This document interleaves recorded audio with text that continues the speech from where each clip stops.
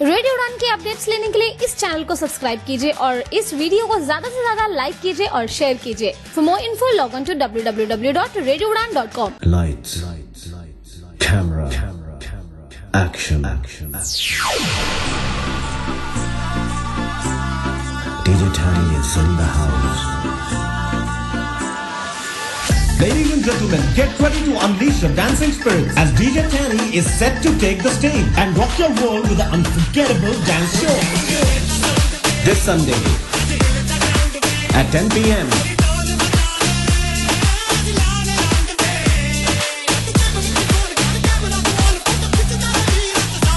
on your favorite show, House of Dance on Radio Ram.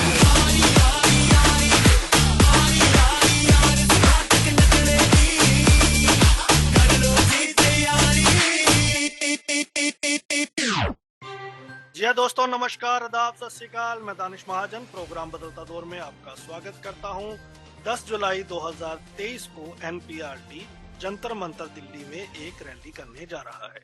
उनकी कुछ खास demands हैं और अपने अधिकारों को पाने के लिए हर बार हमें ग्राउंड पर उतरना पड़ता है। अफसोस की बात यह है कि आजकल रैलियां बहुत कम होती हैं।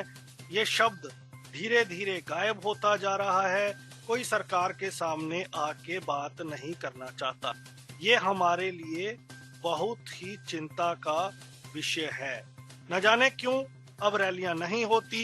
2010-12 तक खूब रैलियां होती थी, लेकिन अब कोई ग्राउंड पर नहीं आना चाहता।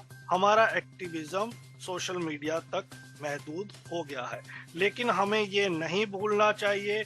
आज तक हमें जो मिला है वो रैलियों के माध्यम से मिला है। तो आज हम बात करेंगे इस रैली में क्या डिमांड्स रखी जाने वाली हैं, कौन कौन सी ऑर्गेनाइजेशन इस रैली का हिस्सा बनेंगे, हम लोग इससे कैसे जुड़ सकते हैं। इस पर बात करने के लिए एनपीआरडी के सेक्रेटरी मुरलीधरन सर हमारे साथ है। सर, आपका बहुत बहुत स्वागत है दानिश, और आपके सभी श्रोताओं को नमस्कार करता हूँ और आज के प्रोग्राम में हिस्सा लेने के लिए आपने जो बुलाया उसका स्वागत करता हूँ।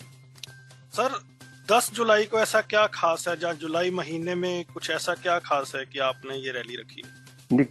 जुलाई को कोई खास नहीं। जुलाई में तो गर्मी होती है और काफी उम्र रहता है दिल्ली में।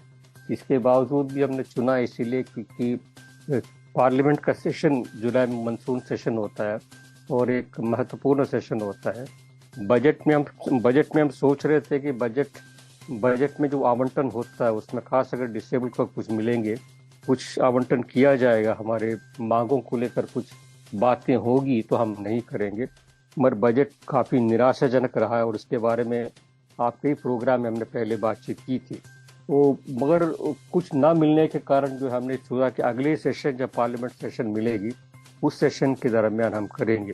उस सेशन से पहले यानी जुलाई 20 से पार्लियामेंट का इस सत्र जो है मानसून सेशन शुरू होगा, उससे पहले ये हमने प्रोग्राम करने का तय किया। इसीलिए जुलाई का महीना और तारीख चूज किया 10 दिन पहले पार्लियामेंट से, ताकि इसके ऊपर चर्चा हो सके और एमपीएस के बीच में चर्चा हो सके, अखबारों के भी। एक बार सेशन शुरू होने के बाद सेशन में जो गतिविधियां होती है उसी पर चर्चा चलेगी। उससे पहले मुद्दों के ऊपर बहुत जनरली चर्चा नहीं होती है, इसलिए उसको चर्चा में बनाए रखने के लिए सेशन से पहले हमने इस धरना का हमने आयोजन किया है। देश भर से हमारे साथी आएंगे इस धरना में पार्टिसिपेट करने के लिए। ये धरने में खास मांगे क्या हैं और ये एनपीआरडी ही लीड कर रहा है या कुछ और कम्युनिटी की ऑर्गेनाइजेशन भी आपके साथ हैं? दानिश, आपकी शुरुआत के आपके इंट्रोडक्शन में आपने कहा था कि दुर्भाग्य है कि केंद्र के स्तर पर, राष्ट्रीय स्तर पर, दिल्ली में खास करके ऐसे धरने या प्रदर्शन आजकल एक कम हो गया है। ये सच हकीकत है। जब से एनपीआरडी बनी है 2010 में, फरवरी के 20 तारीख को हमने हमारा ऑर्गेनाइजेशन शुरू किया था। उसी अप्रैल में जो है सबसे पहली बार हम दिल्ली में प्रदर्शन किए थे और मुद्दा यही था उस टाइम पे कि भाई यूनिवर्सली एक कार्ड की वैलिडिटी होना चाहिए, सर्टिफिकेट, और पेंशन में बढ़ोतरी की जानी चाहिए, एक्सेसिबिलिटी के मुद्दे थे, उसी को लेकर चली थी। और तब उस रैली में भी जो देश भर से लोग आए, 3-4 हज़ार लोग करीबन उस रैली में आए थे और उस वक्त के प्रधानमंत्री मनमोहन सिंह से मुलाकात भी की थी, एक मेमोरेंडम भी दिया था। उसके बाद कई चीज़ें हुई, उसके बारे में बाद में बात करेंगे। और उसके बाद हम लगातार बीच बीच में रैलियाँ करते आए हैं। आप जानते हैं 2015 का हमने जो प्रदर्शन किया था, उस रेडियो उड़ान से भी आपके संवाददाता आए थे, उसका लाइव कवरेज भी किया था, शैलेंद्र थे, मेरे को याद है अभी भी। उस वक्त जो है पहला रैली हमने एनपीआरडी की तरफ से किया था, जब फॉर्मेशन होता उसके बाद 2015 में जो हमने आरपीडी एक्ट को जो है, आरपीडी बिल को जो है पेश करने के लिए हमने रैली की थी, जिसमें नेशनल फेडरेशन ऑफ ब्लाइंड था, नेशनल एसोसिएशन फॉर ब्लाइंड थी और दूसरे कई संगठन थे हमारे साथ। 2016 में भी 3 दिसंबर को ही वापस हमने 1 साल बाद रैली की थी, मगर उसके तुरंत बाद जो है आरपीडी बिल को जो है एक कानून पास करके आरपीडी एक्ट बनाया गया उसके थोड़े दिन बाद। अब ये आपको मालूम। और उसके बाद हमने 2018 में किया था रेलवे के मुद्दे पर, 2019 में हमने अलग अलग मुद्दों पर किया। ये नहीं, हम लगातार राष्ट्रीय स्तर पर हर 2-3 साल बाद हम लगातार एनपीआरडी की तरफ से करते हैं। कुछ समय कुछ वक्त ऐसे हैं, कुछ ओकेशंस आए रहे हैं जहाँ पर हमने जॉइंटली किया है, हमारे साथ आए हैं। आज की परिस्थिति ऐसा है कि कोई संगठन जो है सरकार के सामने आवाज उठाने को तैयार नहीं है, इसीलिए मजबूरन हम अकेले जाना पड़ता है। हम तो आग्रह करें कि बाकी संगठन आए, क्योंकि ये मुद्दे जो है सबके लिए लागू होने वाले मुद्दे हैं। जैसे मांगे हमारी जो है कि पेंशन में बढ़ोतरी की हम बात करते हैं। पेंशन आप देखेंगे केंद्र के स्तर पर जो है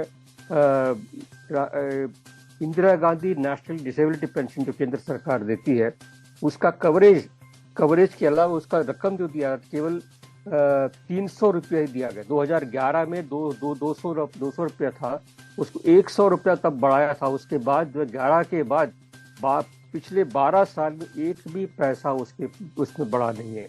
उसका जो क्राइटेरिया जो है, उसमें क्राइटेरिया भी काफ़ी स्ट्रिंजेंट है।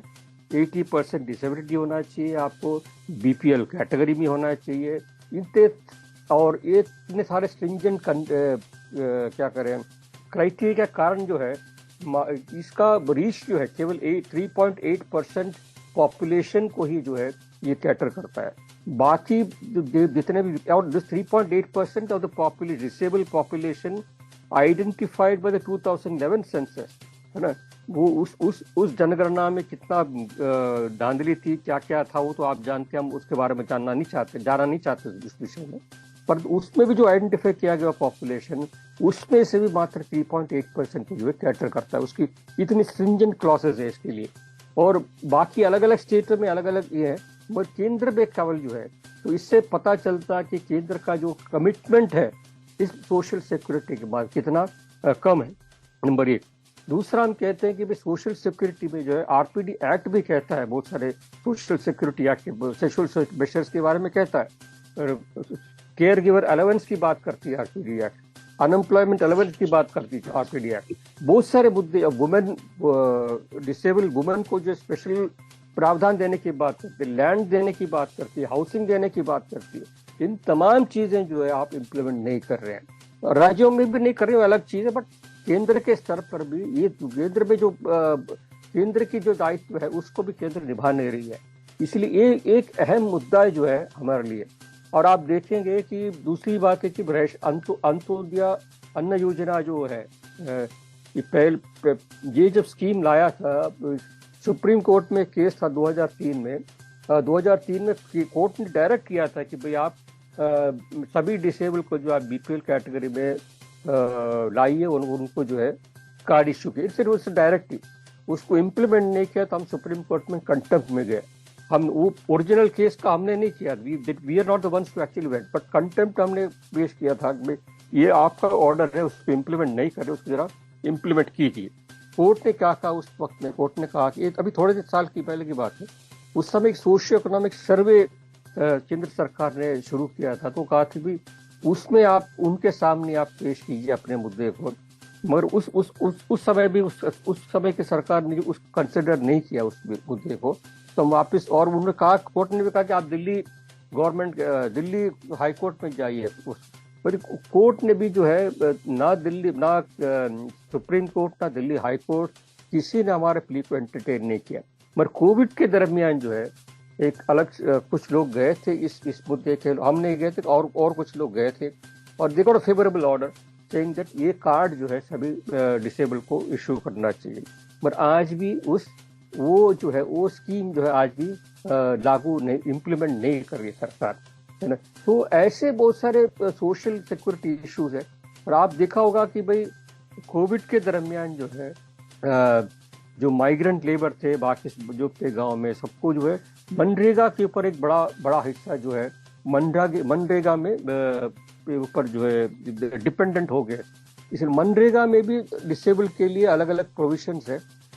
उस प्रोविजंस को लागू किया जाए, एनहांसमेंट जो मनरेगा को आप खत्म करने का सरकार जो सोच रही है उससे हटकर हम कहते हैं ज्यादा आप उसको एलोकेशन दीजिए, विकलांगों को जो भी रजिस्टर करते हैं उनको काम दीजिए। और जहाँ तक यूडीआईडी एक मसला, अभी सभी अप्रैल 1 से जो है सरकार ने घोषणा की कि तमाम स्कीम्स में जो है आपको क्या करें लाभ उठाना किसी भी स्कीम का, तो आपके पास यूडीआईडी होना चाहिए। सबसे पहले यूडीआईडी का कवरेज आज भी बहुत पोर है। जब तक यूडीआईडी आप सबको दे नहीं थे उससे पहले आपको मैंडेटरी बनाना सही नहीं है। एक तो ये बात नहीं। दूसरी बात आप देखेंगे कि यूडीआईडी जो है केंद्र सरकार का एक डिपार्टमेंट रेलवे जो है यूडीआईडी को एक्सेप्ट नहीं करता और खुद का एक कार्ड उसको इम्पोज कर रहा है। These are two different contradictory approaches by the same government. एक ही सरकार के दो डिपार्टमेंट जो अलग अलग चीजें कर रही है। और दूसरा रेलवेज में भी आप देखेंगे एक्सेसिबिलिटी नहीं है, बहुत सारे डिसेबल को जो है कंसेशन नहीं मिलता।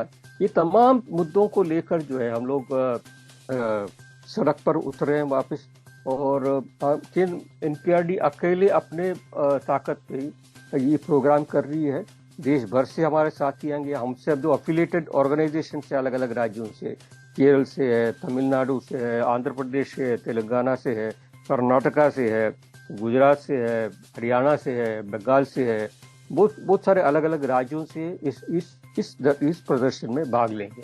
जी, क्योंकि आपने यूडीआईडी की बात की है तो मैं इस पर चाहूंगा कि आप हमें ये भी बताएं कि आपने एक पिटीशन डाली थी जिसमें हाल ही में डिसीजन आया जो फेवरेबल नहीं है। तो एक आर्गुमेंट गवर्नमेंट की ओर से आ सकता है कि भाई आप कोर्ट ने भी आपको एंटरटेन नहीं किया है। ये तो गवर्नमेंट ने ये नहीं कर नहीं सकती। दरअसल ministry of social justice and empowerment जो है उसने तो सर्कुलर निकाला है कि भाई department empowerment of persons with disability, उसने कहा कि मैंडेटरी है ना। वही सरकार हम कह रहे, वो सरकार मैंडेटरी कह रही, जब एक आप ही का डिपार्टमेंट दूसरा डिपार्टमेंट जो है आप ही का सरकार की एक विंग कहता है कि हम एक्सेप्ट नहीं कर रहे और आप कह रहे हैं उसको मैंडेटरी है। These are both the contradictory approaches है ना। बिल्कुल। कोर्ट ने एक तो एक चीज है, दूसरा जो है कोर्ट ने जो फैसला सुनाया जो उसका भी हम we have openly criticised that. हमने कहा कि आपने जो है रेलवेज का जो आर्गुमेंट है पूरा उस विचित्र है। इट इज वेरी, बता दीजिए लिसनर्स को क्या फैसला है। दरअसल फैसला जो है 9 पेज का 9.5 पेज का एक ऑर्डर आया है। उस 9.5 पेज में तकरीबन 5 से 5.5 पेज जो है रेलवेज का कंटेंशन कि हम ये डिसेबल यानी कि ब्लाइंड को ये कंसेशन देते हैं, डेफ लोगों को ये कंसेशन देते हैं, सीपी लोगों को इसको कंसेशन देते हैं, लोकोमोटर को ये कंसेशन देते हैं, ऐसे और पार्किंसन वालों के अलग इन तमाम कंसेशनों की लिस्ट जो है तकरीबन 5 पेजेस में 9 पेज की ऑर्डर में 5 पेज तो खाली कंसेशंस का लिस्टिंग है। हालांकि हमने कंसेशंस का कोई कंटेस्ट नहीं किया। हमने ये नहीं कहा कि दूसरे कैटेगरी को आप कंसेशन के दायरे में लाइए। This was not our line of argument at all. हमने कहा यूडीआईडी रेलवे स्वीकार करे। उनका जो नोटिस है कि हमारा सेपरेट कार्ड बनना चाहिए, उस कार्ड हो तो ही आपको कंसेशन के आप हकदार रहेंगे, उसको हमने चैलेंज किया था। हमने कहा एक बार सरकार कहती है यूडीआईडी यूनिवर्सल यूनिक आईडी है आपका, सर्टिफिकेट जो डिसेबिलिटी सर्टिफिकेट बनता है कानून में आरपीडी एक्ट में कहा है कि certificate issued will be valid across the country. Universal validity certificate की है, उस कानून का जो है आप रेलवे डिपार्टमेंट जो है कानून का उल्लंघन कर रही है, ये हमारा कंटेंशन था। हमने कहा कि भाई यूडीआईडी बाकी सभी जगह स्वीकार करे तो रेलवेज को भी स्वीकार करना चाहिए। अनफॉर्चुनेटली रेलवेज ने जो काउंटर फाइल किया उस पर खाली ये कंसेशन को लिस्ट आउट करके काउंटर को फाइल किया इसलिए, और कोर्ट ने भी उसको उस गलत ये जो तर्क जो है उसको स्वीकार कर लिया, और हमारे तर्क को जो है हमारे आर्ग्यूमेंट को जो कोर्ट ने स्वीकार नहीं किया। इसलिए जो है so that is a main, but we are going to contest against it, है ना, उसको हम चैलेंज करें, सुप्रीम कोर्ट में उस मुद्दे को ला रहे हैं, है ना। तो एमएसजेई डिपार्टमेंट डिसेबिलिटी अफेयर्स जो है वो ये बिल्कुल ये स्टैंड नहीं ले सकते क्योंकि रेलवे ने आपको कोर्ट ने आपको स्वीकार नहीं किया। That is not thing that can be said by the department. Railway कह सकती है but not the department of disability affairs. अच्छा, दो चीजें मैं यहाँ पे आपसे समझना चाहता हूँ। एक तो हमारे लिसनर्स को ये बताएं कि रैली कहाँ पर होगी दिल्ली में और कैसे लोग आप तक पहुंच सकते हैं। अच्छा, ये मैं आपसे जानना चाहता हूँ कि जैसे आपने काफी डिमांड्स बताई, तो आपको नहीं लगता कि ये अलग अलग डिपार्टमेंट से रिलेटेड है, तो एक बड़ा कंफ्यूजिंग सा हो जाता है कि अगर हम जा रहे हैं तो पर्टिकुलर जो हमारी 2-3 इम्पोर्टेंट मांगे हैं पहले हम उस पे काम करें। और अगला सवाल मेरा ये है आपसे, स्ट्रेटजी क्या है, कितने लोग आप एक्सपेक्ट कर रहे हैं, क्या ओपोजिशन मेंबर से भी बात हो रही है आपकी ताकि कुछ मुद्दों को पार्लियामेंट में उठाया जाए? पार्लियामेंट में जरूर, देखो 2-3 तुमने साथ ही सवाल है, कई साथ में पूछा तो मेरे को कंफ्यूज एक एक करके लेता हूँ मैं, अगर छूट जाए तो दोबारा पूछ लीजिए। एक तो ये है कि देश भर से लोग आएंगे, कई साथी आएंगे, they all of them are coming on their own, है। हमने केवल एक कॉल दिया है, एवरीबडी हमारे जैसे हमारे आमतौर पे हमारे रैली और धरना में होता है, हम किसी को कोई चीज़ प्रोवाइड नहीं कर दे come out of their own pocket expenses meet करके आते हैं और करके जाते हैं। We don't provide for anything, ना इधर ट्रांसपोर्ट हम आने जाने का देते हैं, ना स्टेशन से धरना स्थल तक आने देते हैं, कुछ नहीं। Every person who participates for himself for the community, उसके लिए लड़ने को आता है। जो खुद के लिए हम खर्चा करके हम बाड़े पे नहीं लाते हैं लोगों को। We have to come on their own, we have to fight for their own rights, we have to fight. ये हमारा पहले से शुरुआत से रहा है एंड दैट विल कंटिन्यू। दूसरा, ये प्रोग्राम जो होगा ये जंतर मंतर पे होगा, जुलाई 10 को जंतर मंतर 10 बजे से 1 बजे को होगा, और ओपन है, सारे लोग आ सकते हैं, all disable people can participate. इन मुद्दों पर जिसकी सहमति है और हमारे साथ जुड़ना चाहते हैं वो आ सकते हैं। आपके संगठन के तौर पे भी आप आ सकते हैं, आप individual also, everybody is welcome to participate and raise their voice on these issues. As far as other organisation का, जैसे आप कह रहे थे पॉलिटिकल पार्टीज का जहाँ तक सवाल है, हमने बहुत सारे ऑपोजिशन पार्टी के लीडर्स को अप्रोच किया है। अभी तक कुछ लोगों ने जो है पार्टिसिपेट करने का कंफर्मेशन दिया है, और कुछ लोगों के नाम आने हैं, इसीलिए मैं उनका नाम डिस्क्लोज नहीं करूँगा। बाकी लोगों का आना है, तब आने के बाद ही उन सबका नाम एक साथ बताना ही उचित रहेगा। इसीलिए बट वेरियस ऑर्गेनाइजेशंस ने, various political parties, representatives of political parties in parliament, not the leaders outside parliament, but those parties and the leaders who are represented parliament, parliamentarians would be actually participating and speaking on the subject, so that अब उनके लिए भी सीखने का एक मौका है, लोगों के साथ बात करने का मौका मिलेगा, और उससे समझकर वो इस समस्या को जो है पार्लियामेंट में उठा पाए, हमारी आवाज को पार्लियामेंट के अंदर ले जाएं, ये हमारी ये रहेगी। और क्या पूछ रहे थे दानिश जी? एक सवाल मेरा था कि ज्यादा मांगे जब हो जाती हैं तो क्या कंफ्यूजिंग नहीं हो जाता? बिल्कुल कंफ्यूजन नहीं होता। आमतौर पे जो होता है एक चार्टर ऑफ डिमांड्स लेकर ही जाते हैं। हमने दरअसल इस बार तो इसको बहुत ही लिमिटेड रखा है, 4-5 मुद्दे ही हैं इसमें। मुद्दा ये दरअसल हमारा एनपीआरडी का जो राष्ट्रीय कॉन्फ्रेंस था दिसंबर में 2022 में हैदराबाद में हमारा कॉन्फ्रेंस हुआ, तो उस कॉन्फ्रेंस में तय किया था कि भाई लोगों की हालत जो है, डिसेबल लोगों की हालत बद से बदतर होती जा रही है, खास करके कोविड के बैकग्राउंड में जो है और भी खराब हुई है। उस स्थिति से निपटने के लिए, उससे उभर के बाहर आने के लिए ये जरूरी है कि सरकार जो है इंटरवीन करें, सोशल सिक्योरिटी मेजर्स जो है और भी इंटरवेंशन सोशल सिक्योरिटी पे सरकार का ज़्यादा हो, आरपीडी एक्ट में जो प्रावधान है उसको इम्प्लीमेंट करें। ये तमाम चीजें जो है हमारे कॉन्फ्रेंस के मुद्दे हैं। कॉन्फ्रेंस में इसके ऊपर एक रेजोल्यूशन पास हुआ था, उसका इम्प्लीमेंटेशन है। We are not gone to many issues. हाँ, ये जरूर है कि एक मनरेगा का मुद्दा है, वो रूरल डेवलपमेंट मिनिस्ट्री का है, और पेंशन भी रूरल डेवलपमेंट मिनिस्ट्री का, ऐसा नहीं है। दो pension also at the central level is going from the rural development ministry ना। तो अगर मनरेगा भी उसी के साथ जुड़ा हुआ है। ये रेलवे का एक अलग मुद्दा, but all said and done हम जो चार्टर देंगे या ये जो डिमांड्स हम रखेंगे वो हमारे डिपार्टमेंट के सामने और मिनिस्ट्री ऑफ सोशल जस्टिस के सामने रखेंगे। हमारा department of empowerment of person disability एक नोडल डिपार्टमेंट है, जो बाकी तमाम डिपार्टमेंट से लाइजनिंग करने का, हमारा जो इश्यूज है उनको उनके बीच में ले जाने का एक डिपार्टमेंट है।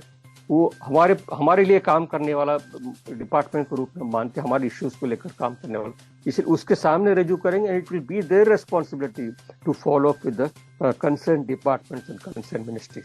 मुरलीधरन सर, आपने बहुत सही कहा। मैं दो चीजें अब आपसे समझना चाहता हूँ। एक चीज, जैसे आपने पहले बताया कि बीपीएल का क्राइटेरिया है पेंशन में, ये मेरी समझ के बाहर है, क्योंकि डिसेबल्ड पर्टिकुलरली अपनी फैमिली में ज्यादातर निग्लेक्ट होते हैं। अब उनके घर में कोई कितना कमाता है उससे डिसेबल्ड की सिचुएशन बेहतर नहीं होती है। तो ये पेंशन में इस क्लोज का क्या मतलब है? क्योंकि कोई भी बच्चा है, अभी कल ही हमारी बात हो रही थी कि फैमिली रिच है, ठीक है, बीपीएल में नहीं आती, लेकिन बच्चे की कंडीशन तो वैसी है, उसको नहीं मिल रहा जो ड्यू है, तो पेंशन तो इसीलिए है कि वो एम्पावर हो सके। तो इस क्लोज पे आपके क्या राय है? और दूसरा, जो आज का यूथ है जिन्होंने रैली वाला कल्चर नहीं देखा है, अब जो सोशल मीडिया एक्टिविज्म शुरू हुआ है, उनके लिए आपके एक्सपीरियंस से मैं चाहता हूं कि आप उन्हें बताएं कि रैलीज ने हमें क्या दिया है और ये कितनी इम्पोर्टेंट है। अगर रैली खत्म हो जाएंगी तो इसका कितना बड़ा खमियाजा हमें भुगतना पड़ेगा। सबसे पहले तो बीपीएल कैटेगरी जो इससे ये कैटेगरी होना ही नहीं चाहिए। सबसे पहली बात ये है, अलग अलग राज्य में अलग अलग पेंशन में तो एक दिस कैटेगरी, ये जो ये क्राइटेरिया जो केंद्र सरकार का Indira Gandhi national disability pension में है, बाकी अलग अलग राज्यों में अलग अलग क्राइटेरिया। केरल में 1 लाख रुपए की आमदनी का क्राइटेरिया है, फैमिली की आमदनी। तमिलनाडु में 3 लाख रुपए की आमदनी का criteria. Again it's all family income again, यानी इंडिविजुअल डिसेबल का इनकम की बात नहीं है, बट फैमिली इनकम। हम ये कहते हैं पहले शुरुआत से, आप instead of having a clubbing with the family, जैसे आप सही कह रहे थे कि भाई उस डिसेबल का, उस फैमिली का, उससे जनरली कोई ये ही is an individual, you are not recognising his individuality, है ना, उसकी इनकम को आप क्राइटेरिया में गिनना चाहिए। तो वी हैव बीन सेइंग कि इंडिविजुअल डिसेबल्ड जो है उसको इनकम को जो है देखना चाहिए। That should be the criteria, not a family income, उसको सेपरेट देखना चाहिए। कार्ड की भी हम बात करते हैं, कार्ड भी इंडिविजुअल डिसेबल को देने की हम बात कर रहे हैं, जो राशन कार्ड की जब बात करते हैं। So this criteria should be taken away actually. और 80% डिसेबिलिटी ना हो तब नहीं मिलता आपको भाई। What this income? 300 रुपया आप दे रहे हैं केंद्र सरकार जो है, उसमें भी आप कह रहे हैं कि बीपीएल होना चाहिए। वो दूसरा आप कह रहे हैं कि 80% से ज्यादा विकलांगता होगी तभी उसी को मिलेगा, बाकी लोगों को नहीं देगा। इसीलिए जो है आपने जो दायरा जो है इसका बहुत ही सीमित रखा है, जिसके कारण जो है ओनली 3.8% जो है पॉपुलेशन जो कवर होती है, नंबर 1। दूसरा, जहाँ तक आपका दूसरा सवाल है, जो आप कह रहे हैं कि धरने प्रदर्शन, ये नहीं है कि धरने प्रदर्शन का जमाना नहीं। हाँ, आजकल बहुत लोगों को डर होता है निकलने का। अपनी आवाज भी सोशल मीडिया में भी आजकल लोग कम ही बोलते हैं, पहले की तरह बोलते नहीं है। कोई बोलने वाला निकले उसके साथ उसके पीछे पड़ने वाले बहुत ट्रोलिंग बहुत ज्यादा हो जाती है। हमें भी रोज हम पोस्ट करते हैं तो अलग अलग ग्रुप में हमको गाली गलौज देते हैं, लोग कहते हैं तुम ये हो, तुम्हारे जीडी का ये होना चाहिए, तुम्हारा फंडिंग कहाँ से आता है, ये सब बहुत सारे चीजें आरोप हम पे लगते हैं। हालांकि हम उससे डरते नहीं, but we keeping on fighting. ये समझने वाली बात है कि everybody has to please bear in mind कि आज जो हमें अधिकार के तौर पे हमने जो मिला है, आज जो सहूलतें हमें मिल रही है, इसके लिए कोई ना कोई लड़ा है। Let us not forget that. कुछ ही लोग हैं जो इतिहास में हम याद करते हैं, कुछ लोगों की नेतृत्व हम याद करते हैं, but there are thousands of people who have sacrificed for what we are today, है ना, उसको कभी नहीं भूले। अभी डिसेबिलिटी का जहाँ तक सवाल है, आप भी देखेंगे इसमें भी जो अलग अलग राज्य में आप देखेंगे पेंशन, केवल पेंशन का ही मुद्दा ले लीजिए आप। एनपीआरडी ने जो है शुरुआत, I am talking from my own experience, मैं दूसरों के एक्सपीरियंस में ज़्यादा जाऊंगा नहीं। हमारा जो संगठन जो है, हमने तेलंगाना और आंध्र प्रदेश, जब एक यूनाइटेड स्टेट था, उस स्टेट में अब जब विभाजन की बात चल रही थी, सेपरेट तेलंगाना का एजिटेशन चल रहा था, तब हमने पेंशन के मुद्दे को एक मुद्दा बनाया उस टाइम पे। और दोनों पार्टियां जो है, अलग अलग दोनों राज्य जो बनने थे, दोनों से कमिटमेंट लिया तमाम पार्टियों से, आपका विभाजन होगा तो हमें क्या मिलेगा, आप pension. We conducted agitation for that, mobilise किया लोगों को, दोनों तरफ से कमिटमेंट आया कि हम रेस करेंगे। 1,500 रुपये का प्रॉमिस किया था, 1,500 रुपये कुछ प्रॉमिस किया था दोनों राज्य में, जो उसके बाद इम्प्लीमेंट किया। इसलिए आप देखेंगे आंध्रा में 3,000 पेंशन है, तो तेलंगाना में उसी किस्म का प्रश्न होगा। तो दोनों जगह जो है वो एक आंदोलन का प्रेशर के तौर पर, और उस बार ये जो हम इलेक्शन से पहले, उससे मुद्दों से पहले मौका देखकर जो हम जो है इस मुद्दे को उठाते हैं। अभी आप देखेंगे कि अभी चुनाव आने वाले हैं तेलंगाना में। चुनाव से पहले दोबारा हमने तकरीबन 6 महीने से जो हमने आंदोलन छेड़ा था पेंशन के मुद्दे पर, पेंशन बढ़ाने के लिए। अभी 1,000 रुपये पेंशन में वृद्धि की है। 1,000 रुपये की वृद्धि की है तेलंगाना में, केवल एक एजिटेशन की वजह से, नहीं तो सरकार वहाँ बनती नहीं। तो सबसे बड़ा पेंशन आज, सबसे ज्यादा पेंशन जो है आज तेलंगाना में मिल रहा है 4,016 रुपये।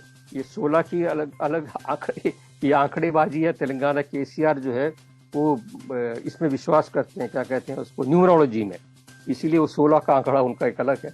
मगर 4,000 ही मान के चले, वो 4,000 का पेंशन है। सब देश में सबसे ज्यादा पेंशन देने वाले राज्य के रूप में एक तेलंगाना, वो लड़ाई के कारण हुआ है। आप ये देखिए, आरटीआई एक्ट जो बना है, मनरेगा कानून जो बना है, जो बड़े पैमाने पर हम जानते हैं, ये तमाम कानून जो बनी है, वो तमाम कानून जो है लड़ाई के कारण बनी है। Rights of person, RPD act में भी आप देखेंगे, आरपीडी एक्ट, दानिश तुम खुद भी जानते थे, हमने बड़े बड़े रैलियां किया, आपने कवर भी किया है। उस बिल में भी, बिल को लागू करने के, बिल को लाने के लिए, बिल में संशोधन करने के लिए, ये तमाम चीजों के लिए हमने लड़ाई के बाद ये तमाम चीजें हमने जो है हमें मिली है। इसीलिए संघर्ष बिगाड़, लड़ाई बिगाड़, संघर्ष बिगाड़ जो है, और एकता, यूनिटी, तमाम मोबिलाइज करे बगैर ये तमाम चीजें मिलती नहीं है। तो it is through this mobilisation only that we have achieve this. ये कभी हम भूल नहीं सकते।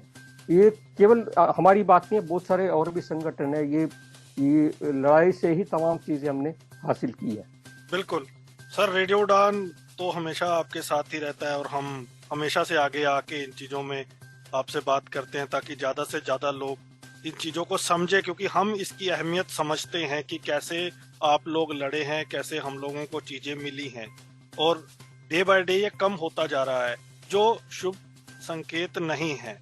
तो हम तो हेड्स ऑफ करते हैं आपको, इसी तरह आप डटे रहें, लड़ते रहें हमारे अधिकारों के लिए। और एक चीज मैं हमेशा अपने शो में बोलता हूँ, हमारी पर्सनल इंडिविजुअल आइडियोलॉजी कुछ भी हो सकती है, लेकिन when it comes to the matter of persons with disabilities, we must get united. Correct. तो क्या मैसेज आप देना चाहते हैं जो सुन रहे हैं, और क्या एक्सपेक्टेशन है आपकी सेक्टर और कम्युनिटी से, और गवर्नमेंट को क्या अपील करेंगे?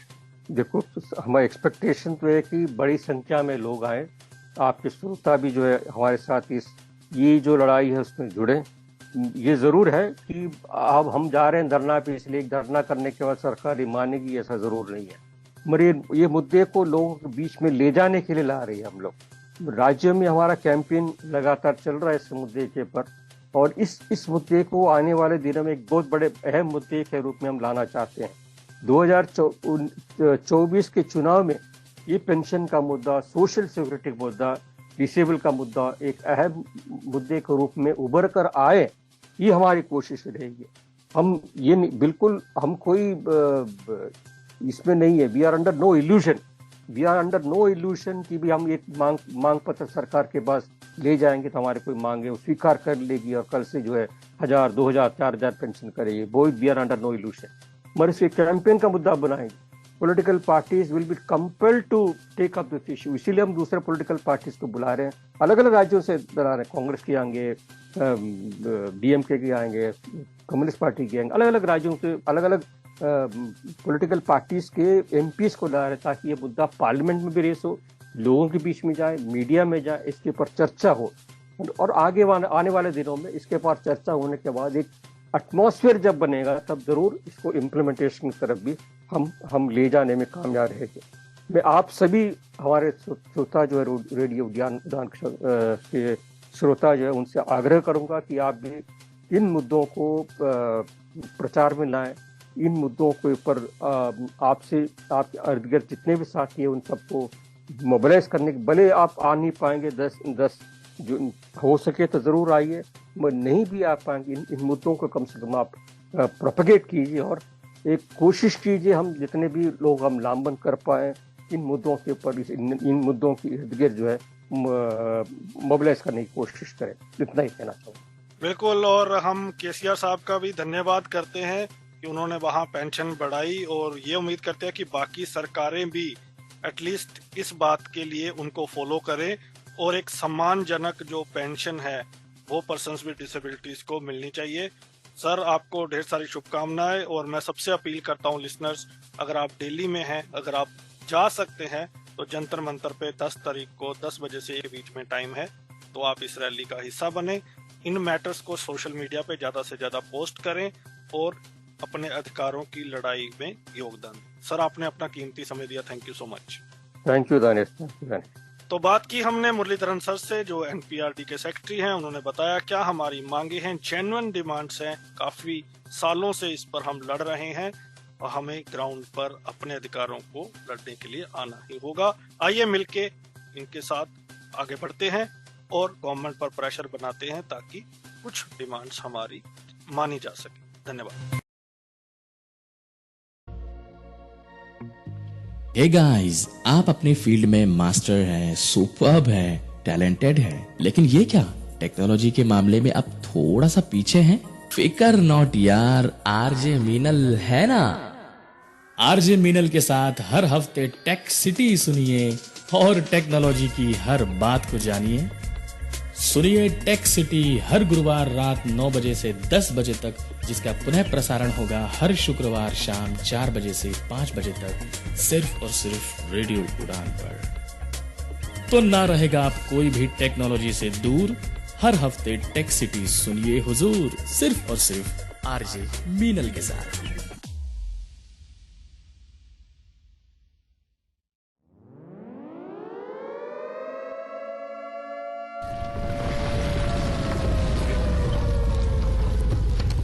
दुर्घटनाएं, डिजास्टर्स।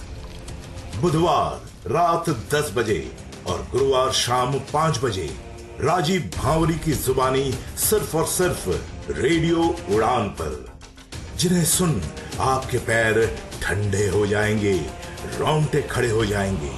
राजीव भांवरी से आप सुनेंगे बड़े पैमाने पर घटित हो रही प्राकृतिक और मौसमी आपदाएं एवं दुर्घटनाएं, जिसके सामने इंसान बेबस और लाचार नजर आते हैं। For more info log on to www.radioudan.com या डाउनलोड करें हमारी app radio Udaan from play store और ऐप स्टोर से। रिश्तों में है तकरार, अब तो कोई ऐसा दिन नहीं जब हमारी लड़ाई ना होती हो। या ऑफिशियल लाइफ में है तनाव। हाँ, ऑफिस भी टाइम पर पहुंचता हूँ, सारा काम टाइम पे पूरा करके देता हूँ, फिर भी ये कहा जाता है कि यार तुम्हारी जॉब खतरे में है। एकदम मैं परेशान हो चुका हूँ, बताओ अब मैं क्या करूँ। आरजे नरेश सुनेंगे, समझेंगे आपकी हर बात, दिल से दिल तक में होगा आपकी हर समस्या का सटीक इलाज और सही समाधान। अपनी बात को उनके सामने बहुत पोलाइटली तरीके से रखें, ये काम करता है। तो सुनना ना भूले लाइव शो दिल से दिल तक हर गुरुवार रात 10 बजे से 11 बजे तक और रिपीट हर शुक्रवार शाम 5 बजे से 6 बजे तक। For more info log on to www.radioudan.com या फिर डाउनलोड करें radio Udaan app from play store या ऐप स्टोर से। जब खबर हो पक्की तो तहलका तो मचेगा। क्या हो रहा है आज, क्या होने वाला है कल, अब ये है अप टू डेट रहने का वक्त with latest PWD news, job alerts, events and current happenings. साथ ही साथ जानिए विभिन्न NGOs के बारे में जो कार्यरत हैं PWD वेलफेयर के लिए। Only with Gauri Kuber in the show community colours, जो कि प्रसारित किया जाएगा शुक्रवार रात 9 बजे एवं शनिवार शाम 4 बजे। सुनना बिल्कुल ना भूलिएगा।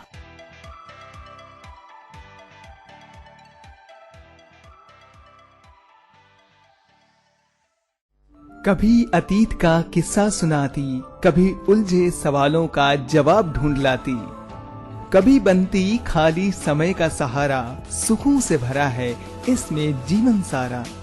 इसकी कहानी कविताओं में मिलता ज्ञान का भवसागर, ये किताबों की दुनिया है जो भर दे गागर में सागर।